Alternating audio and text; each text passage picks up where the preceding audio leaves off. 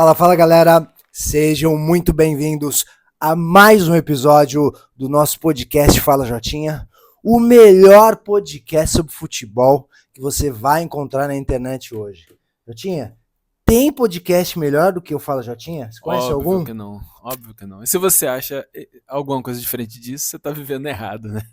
Se você acha alguma coisa diferente disso, você não se inscreveu no canal, então já se inscreve, entra no canal, deixa a tua curtida e compartilha, tá? E se tiver alguma dica, alguma crítica, desce a lenha, manda comentário. Galera, antes de começar, queria contar um negócio que aconteceu aqui. Eu ganhei um chinelo, já tinha um presente, né? E essa pessoa que me deu esse chinelo falou assim, ó, vou te dar esse chinelo porque eu sei que no fundo você é...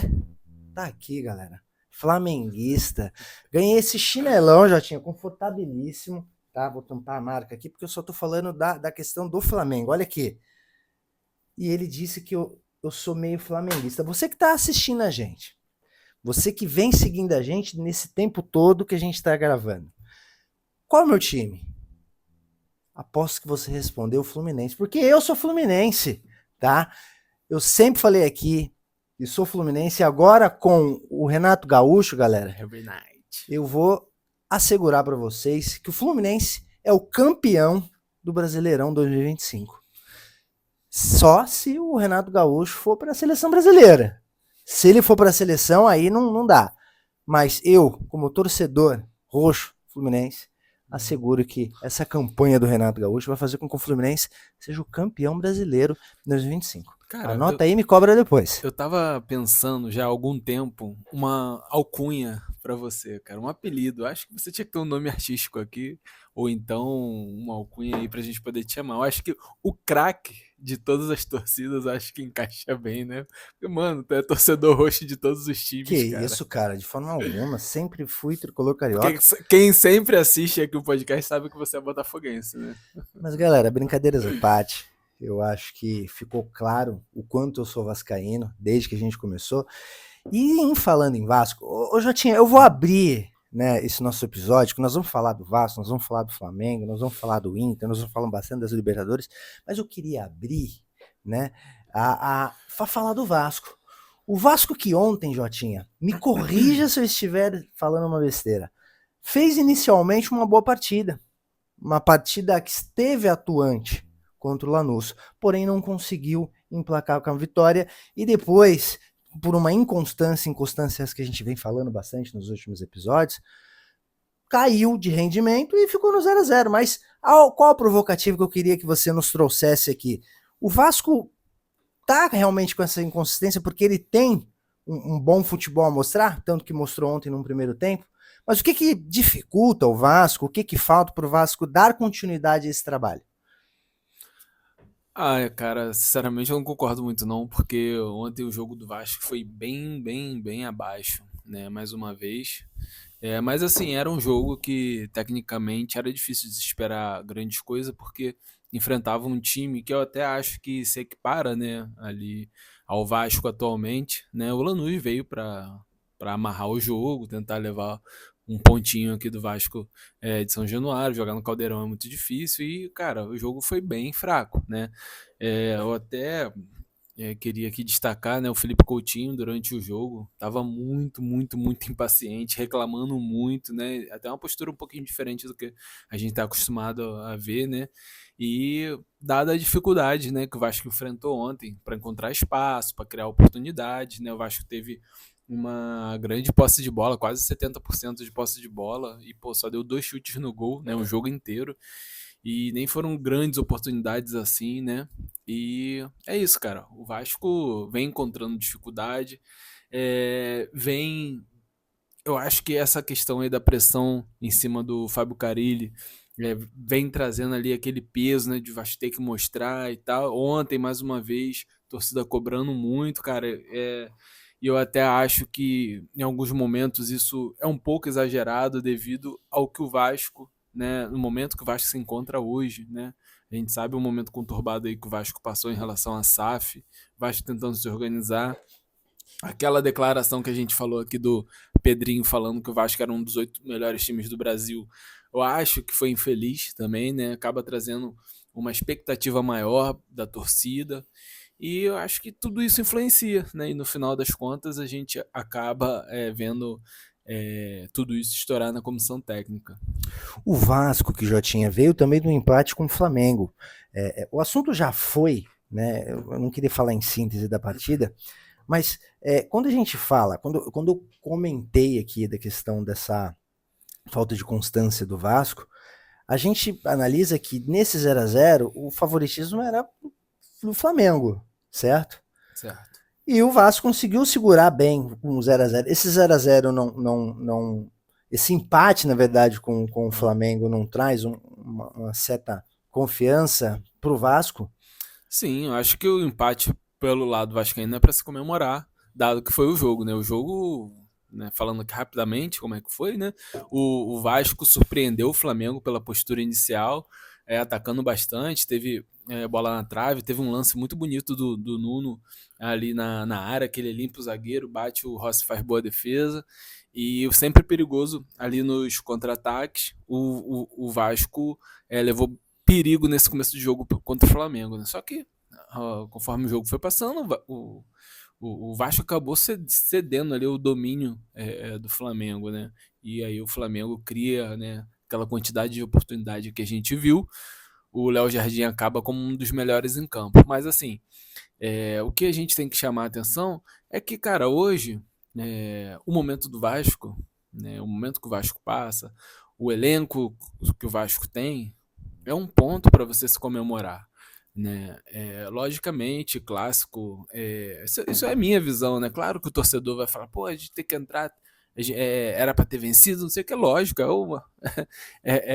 o mundo perfeito, né? Mas assim, acho que é um empate para se comemorar. O Vasco hoje, nesse momento, é um Vasco que precisa se superar, né? Eu acho que é, existe essa pressão toda e tal, mas tem jogos e jogos, né? Tem jogos que são para vencer, tem jogos que são para você roubar um pontinho e tal. Eu acho que esse era um deles, pensando, né, na manutenção. Eu acho que esse tem que ser o pensamento da manutenção do Vasco na Série A esse ano.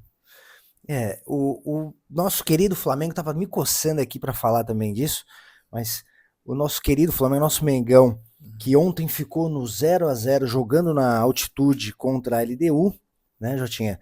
O que a gente pôde observar dessa partida, Jotinha? Pelo que eu observei ali, o Flamengo teve uma certa dificuldade na criação de jogadas. Mais uma vez, como você fala muito aqui, não conseguiu liquidar a partida, mesmo sendo bastante ofensivo. E um empate esse que pode talvez custar um pouco mais caro para o Flamengo, que ocupa ali a terceira posição, não muito distante do líder, né? Mas, né, vem numa campanha ali moderada nessa Libertadores. O que a gente pode falar dessa partida e da sequência agora que o Flamengo pega na competição Libertadores? Mais uma vez, foi aquilo que tem sido a tônica dos jogos do Flamengo, né? Muito domínio e pouca efetividade na hora de concluir em gol. Acho que visando a Copa Libertadores aí, esse momento no grupo, né? Criou-se até ali já um sinal de alerta, né? Vamos dizer assim. Mas eu acho que esse empate de ontem não foi de todo mal, tendo em vista que o Flamengo enfrenta em casa a LDU, né? Pega a LDU no jogo de volta em casa, pega o Deportivo Táchira em casa, né? Tem um jogo dificílimo. Esse jogo você não pode perder contra o Central Córdoba fora de casa. Você não pode perder esse jogo, mesmo que traga um empatezinho ali e tal na batalha. O ideal é vencer, né? Se vencer os 3 jogos, você se classifica. Agora, se você perde um pontinho ou sofre uma derrota num desses 3 jogos, aí já fica mais complicado, é uma combinação de resultados. Então, mas ainda depende só do Flamengo, né? Então, o Flamengo tem uma situação razoavelmente controlada. O jogo de ontem é um jogo que é um pouco fora de contexto, né? Que tem essa questão da altitude. O Flamengo não contou ontem com o Dela Cruz, principalmente por causa disso, né? Que ele sofre quando joga em cenários como esse. E a falta do Alexandre também, né? É um jogador importante, como outros que também não estiveram em campo, né? E então a gente pode tirar um pouquinho do contexto, assim, né? Mas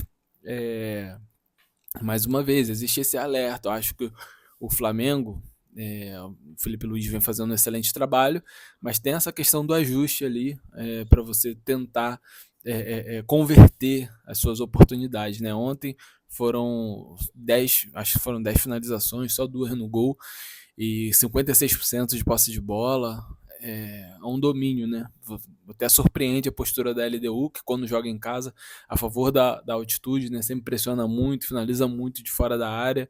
E ontem ela esperou o Flamengo, jogou no erro do Flamengo, né? E parecia até uma estratégia quando eles, no final, deram ali um pressing e fizeram até um gol que foi anulado, né? Aí sim, cara, seria um cenário bem ruim para o Flamengo. Diria até que desastroso, né? Porque aí você teria dois times aí, provavelmente Central Córdoba vai vencer o Táchira, seriam dois times abrindo 7 pontos e o Flamengo ficando com 3-4, né, da zona de classificação, ou seja, 2 rodadas, né? Então, acho que o empate ali, cara, eu acho que ficou de bom tamanho. Agora, Jotinho, eu vou sair um pouquinho aqui do escopo da pergunta. Eu queria entrar por uma outra aresta aqui. Com tudo que está acontecendo envolvendo o nome do Bruno Henrique, que é um jogador que faz toda a diferença no elenco do Flamengo. E o Flamengo vem sofrendo bastante com o que a gente falou de ter um poder ofensivo de liquidar a partida. O caso do Bruno Henrique tomando uma proporção muito, muito negativa, como é que o Flamengo recebe isso, cara? Uma possível saída por um tempo aí do Bruno Henrique. Você acha que, como é que o Flamengo responderia isso? Tem um plano B? Isso não tem como acontecer? O que você imagina ali da saída do Bruno Henrique por um tempo do Flamengo atual?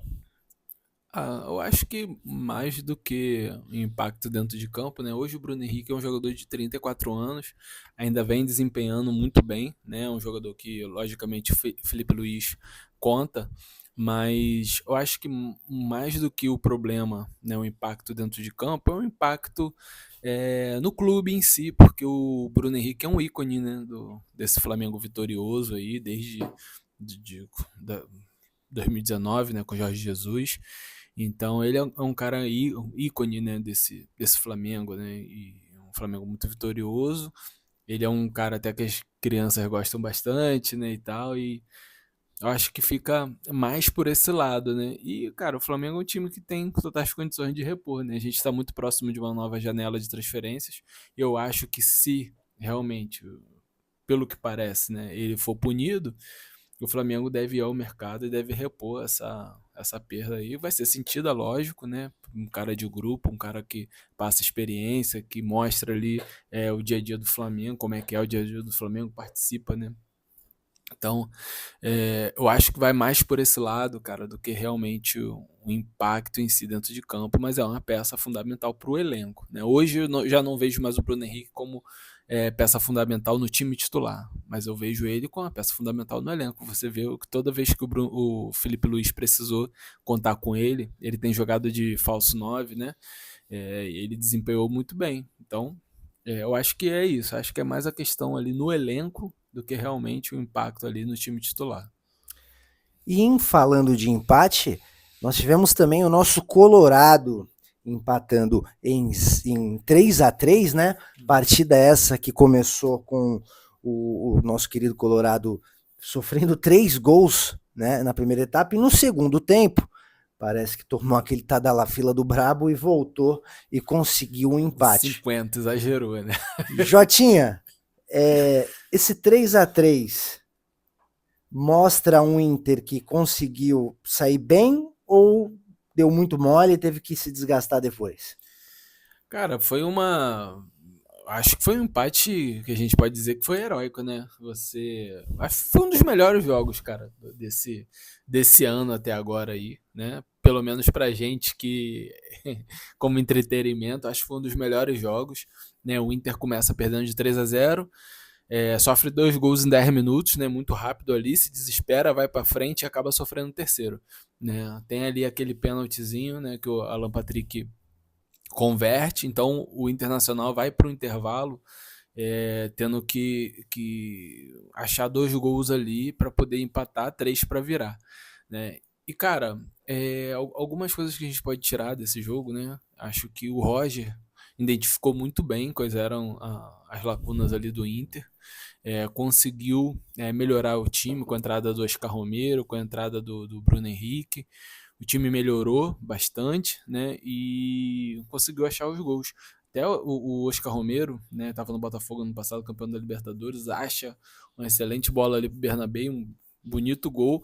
E deu até a impressão de que se tivesse ali mais uns 5, 6 minutos ali, além do que o árbitro deu, né, no final do jogo, o Inter poderia ter conseguido até mesmo a virada, né? E eu acho que é isso, cara, é imposição. O Nacional não tinha outra coisa a fazer a não ser ir para cima do Inter, porque ele vinha de uma derrota contra o Bahia em casa, né?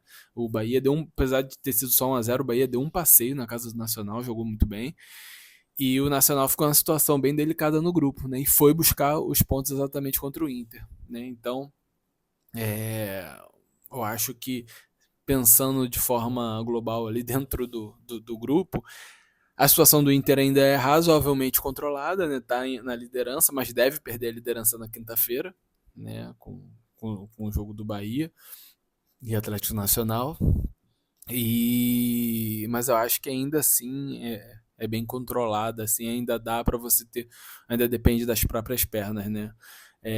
E essa questão do Roger Machado é um momento de instabilidade, né? São alguns jogos já sem vencer do Inter. Acho que é um dos primeiros momentos aí de instabilidade na temporada que o Roger vem passando, mas vem encontrando soluções. A gente também não pode deixar de lembrar que foram jogos dificílimos, né? Que o Inter pegou pela frente, como Fortaleza, Palmeiras, então jogo de Libertadores, né? Então a gente sabe que como é equilibrado no Campeonato Brasileiro, como é equilibrado a Libertadores, vai ser difícil você manter ali aquele padrão, né? Sempre, né?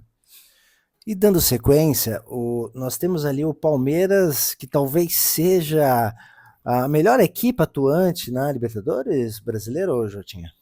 Uma das, cara, uma das. Acho que o futebol do Palmeiras ainda não pra gente dizer que é uma das melhores, mas é uma equipe que vence, né? Todo esse turbilhão aí de pressão, xingamento da presidente, pedidos da saída do Abel, uma loucura, né, que às vezes a torcida do Palmeiras faz. Mesmo com tudo isso, o Palmeiras vence e é líder do grupo na Libertadores, líder do Brasileirão, vitóriazinha de 1-0 aqui, 1-0 ali, mas vai vencendo, vai. E, cara, são jogos sempre fora de casa, né? Uma maioria aí agora nesse começo de Brasileirão, né, e tal, fora de casa. Então são os pontos mais importantes ainda, né? Que você vence fora de casa, você fica numa situação melhor para jogar dentro de casa. Então, o Palmeiras, mesmo com toda essa pressão, vem vencendo, não convencendo, mas tem momentos, cara, durante a temporada que o mais importante é vencer, botar o resultado ali na conta e ganhar tranquilidade para dar sequência no trabalho. E em falando de resultados positivos, o Bahia também vem fazendo uma boa Libertadores, Jotinha. Como é que tá a vida do nosso querido Bahia? Eu que sou muito torcedor do Bahia, em breve eu vou estar aqui com uma camisa do nosso querido Bahia, tô providenciando. Mas Jotinha, queria que você me dissesse também a questão do Bahia. O Bahia tá no favoritismo aí? Não consegue ser o líder, não, do grupo?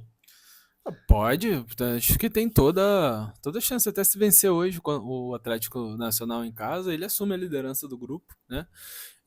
O Bahia veio de uma vitória no último minuto praticamente contra o Ceará, pelo Brasileirão, né? Um penaltizinho meio daquele padrão CBF, né? Mas Bahia, cara, o Bahia se reforçou, o Bahia parece pronto para disputar, né? A gente falou isso aqui quando a gente fez aquela nossa resenha, né, sobre o Brasileirão, tier list, né? O Bahia tá pronto, cara.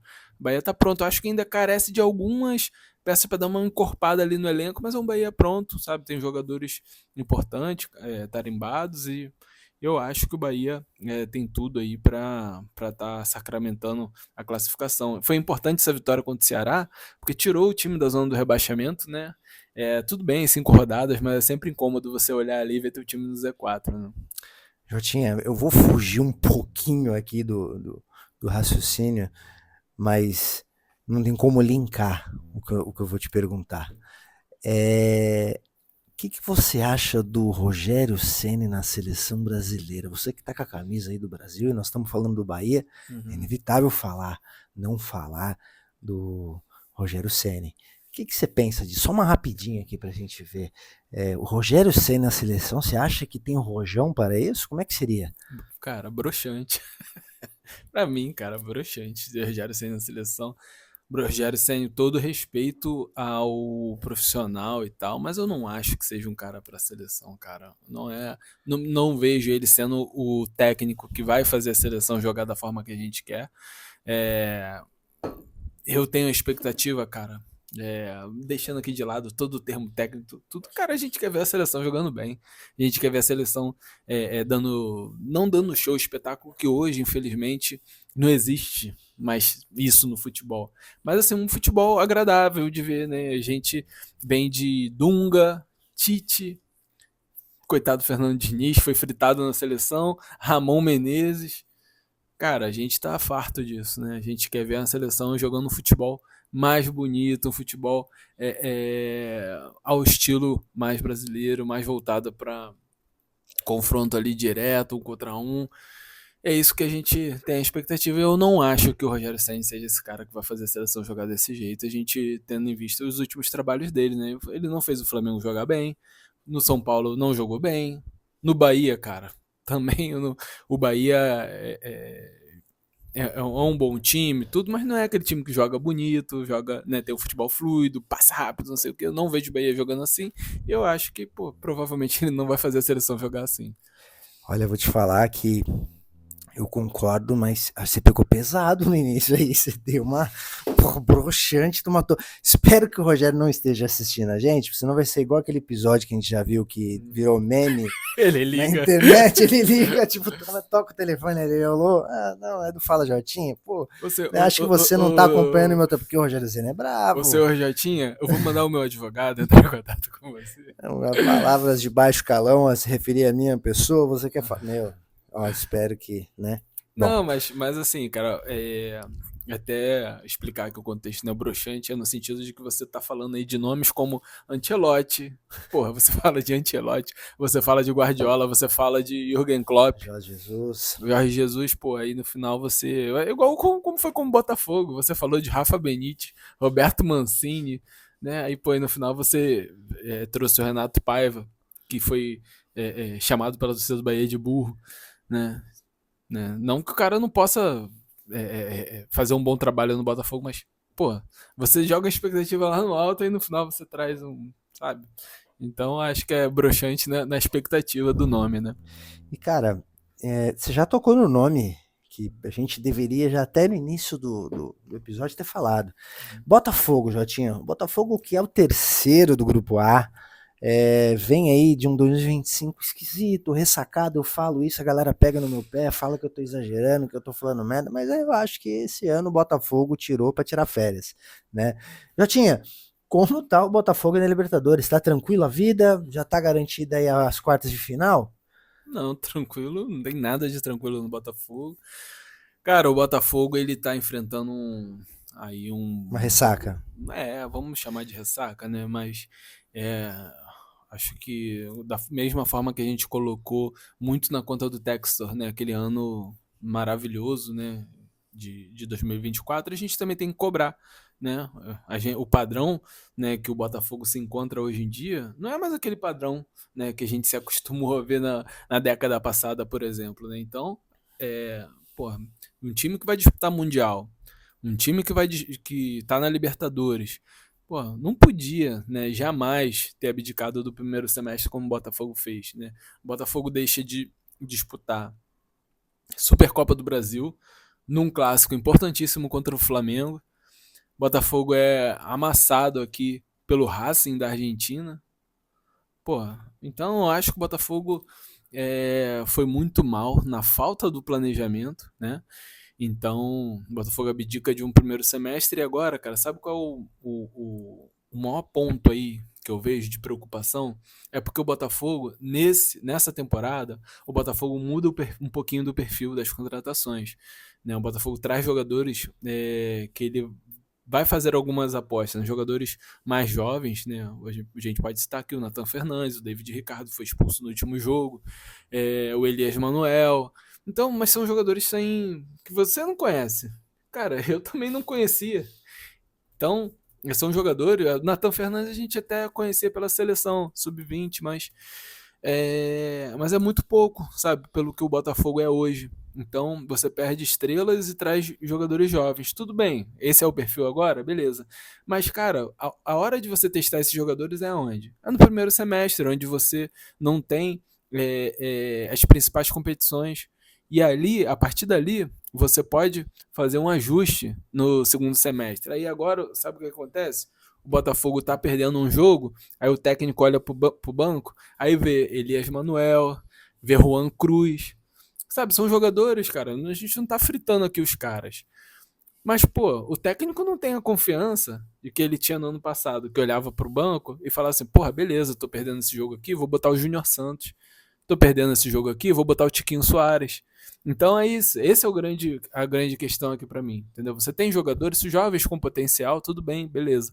Mas você não tem aquele jogador que você coloca no jogo, sabe que pode te entregar um gol, uma assistência. Você vai fazer uma aposta. E, cara, e no momento da dificuldade, as apostas são queimadas. Por quê? Tu tá lá no Newton assistindo o jogo. Porra, tu tá precisando ganhar. O cara chama o Elias Manuel, que ninguém nunca viu. Pô, a torcida fica pau da vida, né?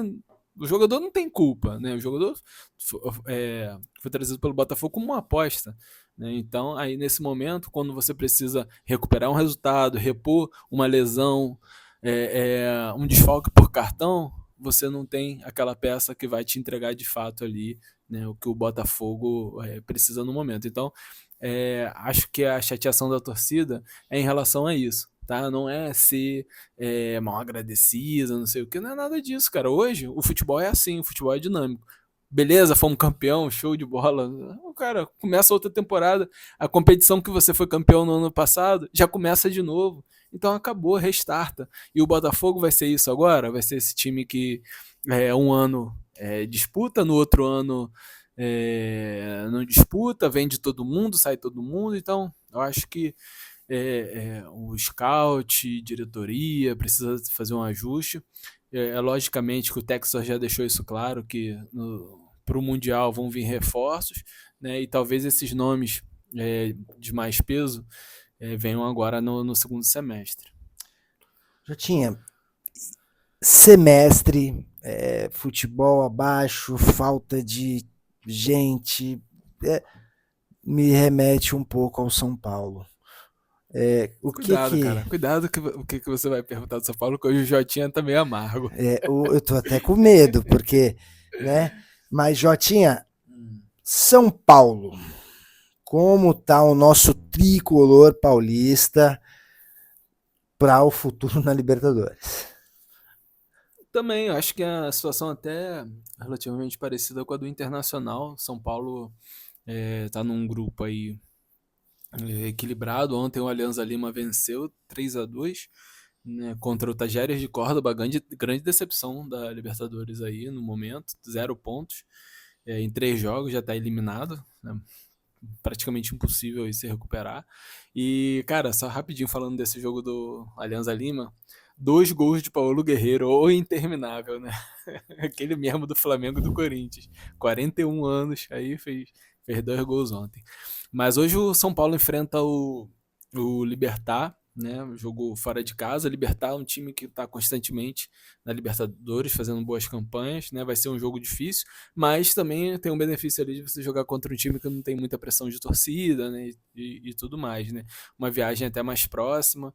Então, eu vejo o São Paulo, apesar, né, de tá sempre ali também no fio da navalha, o Zubeldia, né? Parece que vai cair, aí ganha um jogo, como ganhou o Clássico Sansão, ganha mais uma sobrevida. E, cara, eu torço muito para o Zubeldia continuar à frente do São Paulo, né?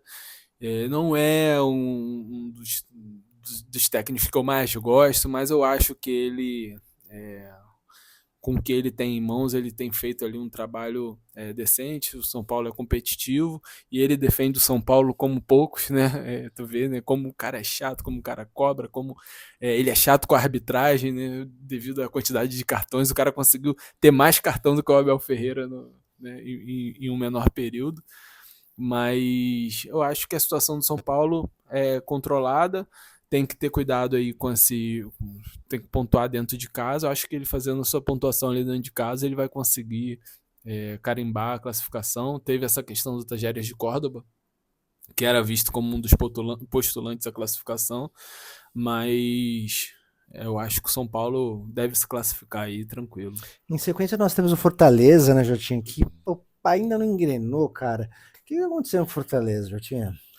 Cara, não é que não engrenou, né? O Fortaleza tem um jogo só, né? O jogo contra o Colo-Colo acabou sendo abandonado. Felizmente, aquela derrota pesada, né? Aquela derrota pesada pro Racing marcou demais. O Vojvoda vem passando por um momento também de estabilidade lá no Fortaleza. Cara, tem muitos técnicos, né? Passando por um momento de estabilidade, né?